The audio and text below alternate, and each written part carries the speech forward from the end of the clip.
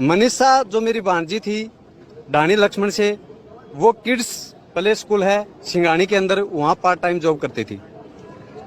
वहाँ से वो 11 तारीख को 1:58 पे बाहर आती है और वो आइडियल स्कूल और कॉलेज दोनों चीज़ें हैं, उसमें बीएससी के लिए वो एडमिशन के लिए जाती है, फॉर्म अप्लाई करने के लिए।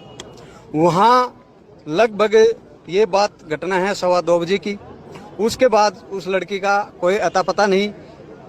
6 बज के शाम को 26 मिनट पे संजय जी के पास, जो मेरा जीजा जी है, लड़की का फादर है, उसके पास रिंग आती है।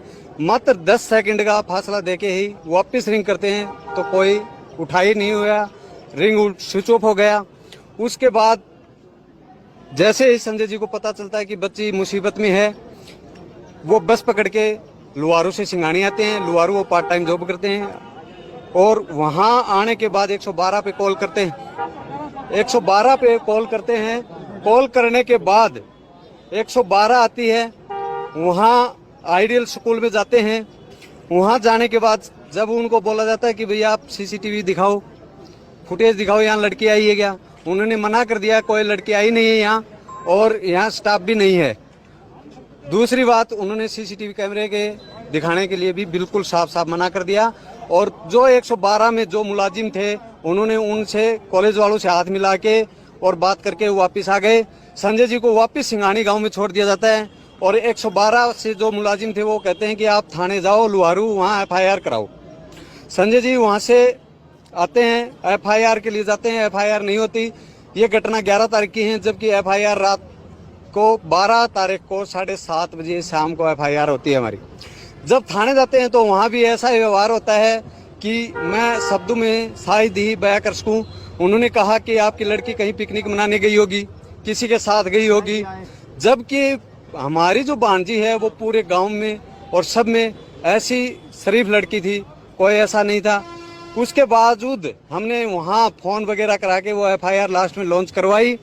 उसके बाद ASI शकुंतला जो कि आइडियल स्कूल में आती है, उसको भी वो स्कूल वाले मना कर देते हैं कि हम नहीं दिखाएंगे, आप जा सकते हो। 13 तारीख को प्रिंसिपल साहब आएंगे 11 बजे, उस टाइम हम आपको फुटेज दिखा देंगे। उसके बाद जितने भी फुटेज थे, वहाँ कैमरे थे, उनसे सबसे छेड़छाड़ खाने की गई है। 12 तारीख की ये घटना घटने के बाद 13 को सुबह शकुंतला मैडम का ही फोन आता है कि सिंगानी में एक डेड बॉडी मिली है। जब हम वहाँ जाके देखते हैं तो चेहरा जला हुआ था, कुछ भी नहीं था। ऐसी बुरी तरह से निंदनीय घटना थी और वहाँ डेड बॉडी की हमने शिनाख्त की। उसके बाद पूरा प्रशासन आता है, लुहारू का SDM भी आता है, डिप्टी भी आते हैं। उन्होंने आश्वासन दिया था कि 24 घंटे के अंदर हम मुजरिमों को गिरफ्तार करेंगे। तो अभी तक कोई भी गिरफ्तारी नहीं हुई है, नहीं कोई, सिर्फ आश्वासन दिया जा रहा है। और पुलिस क्या कर रही है क्या नहीं, अभी तक हमें कुछ नहीं बताया गया। पुलिस प्रशासन कोऑपरेट नहीं कर रही। कोऑपरेट करती समय पर तो अगर समय पर पुलिस कोऑपरेट करती तो मैं दावे के साथ कहता हूँ मनीषा आज हमारे बीच में होती और उन दरिंदों को पकड़ा जाता। तो SP साहब आए, क्या आश्वासन मिला, क्या SP साहब ये बोल के गए कि हम कार्रवाई कर रहे हैं, लेकिन कार्रवाई कहाँ तक है और इसके अलावा कुछ नहीं किया। तो क्या जो SHO है उनकी जांच से संतुष्ट हैं या किसी और अधिकारी को साथ हैं? अधिकारी को दी हुई हैं और हम तो संतुष्ट उसी टाइम होंगे जब हमारे सामने मुलजिम पेश होंगे, तब तक कोई संतुष्टि नहीं है। और हमारी मांग यही है, 112 का जो भी जाब्ता उस टाइम था उसको सस्पेंड किया जाए, लुहारू थाने को सस्पेंड किया जाए और जो भी मुलजिम है उनको जल्द से जल्द गिरफ्तार किया जाए, तब हम अंतिम संस्कार करें।